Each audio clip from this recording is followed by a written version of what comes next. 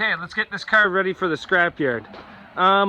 This car here had a good derby, but she got taken out pretty early. The frame broke, it broke the thermostat off, he lost his bumper.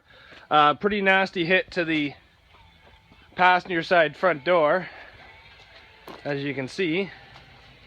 But we got her stuffed, and so this thing's gonna go to the scrapyard probably within the next day or two. So let's see what usable parts we can salvage off of this. This is good for almost any demolition derby guy that likes to run the same cars over and over again, or knows he has more of these, which I know I have more Cavaliers.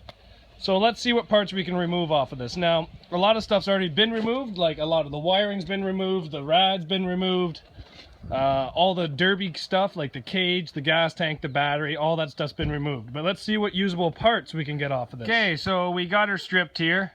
I could have taken a lot more off of this car, but I was getting frustrated, and it was actually looking like the parts were a little rusty, so I just kind of left them in there.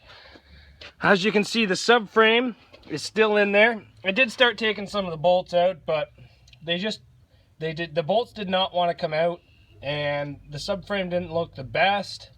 Last year I had to buy one from the scrapyard, and it cost me $75, so that's why I like trying to keep an extra subframe and have one or two as a spare.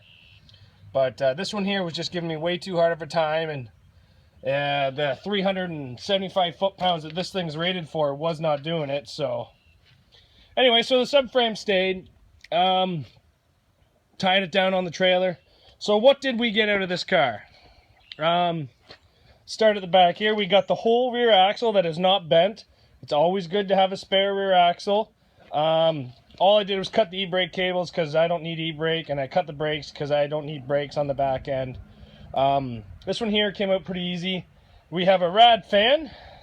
It still works, but worst comes to worst, it's a scrap motor. I took the motor mount out of it because that silver car needs a motor mount. Now that is an Ecotech, and they're aluminum motor mounts, so I'm going to try to change it to a cast motor mount. So boom, we got both struts. They were not bent, they were good, everything came out, but we got two axles. Spare axles, always nice to have.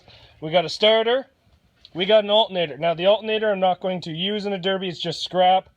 The compressor for the AC, that's scrap as well, and this, which is aluminum, it's the condenser, I believe it is. But yeah, I got a whole bunch of parts out. What I find funny is this part is from Cookstown Auto Wreckers. This part's from number 9 Auto Wreckers. And the rear axle, if you look at it, is actually from Early's, which is an Auto Wreckers in Alliston. So 3 different Auto Wreckers on here.